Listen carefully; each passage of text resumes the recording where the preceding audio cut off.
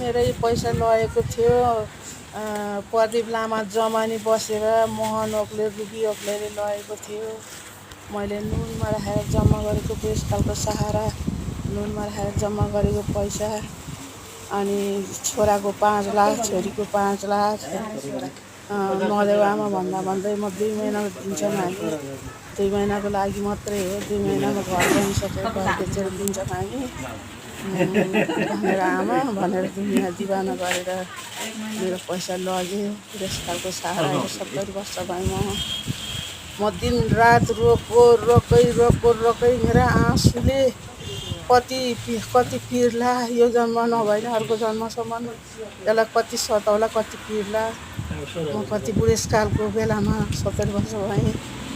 बुढेसकालको सहारा बनाएको न छोराले पाल्छ न छोरीले पाल्छ न छोरा छोरीहरूले हेर्छन्।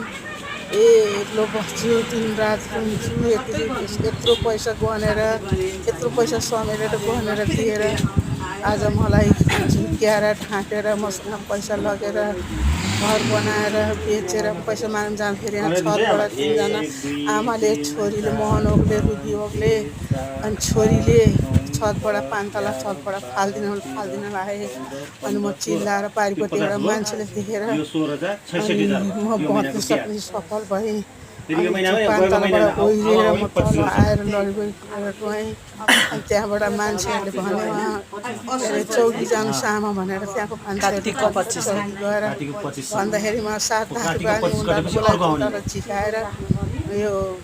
बोलानी चौकीमा गएर अनि उनीहरूलाई झिकाए पुलिसहरूले पैसा दिए भनेर भन्दा तेरो कागज पत्र लैजा पैसा लिए भनेर भन्दा 7 लाख रुपियाँ दिन्छु मेरो कागज पत्र 7 लाख रुपियाँ जेल दिन्छु मेरो कागज पत्र लिए भनेर भने त्यो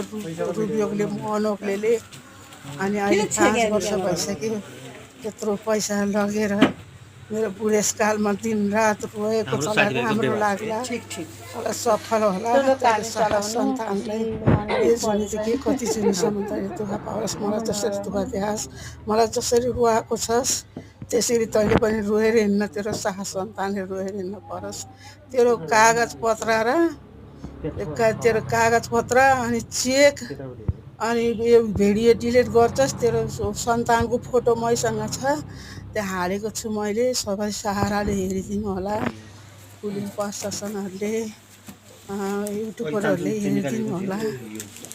यो भिडियो म त केही जान्दिनँ।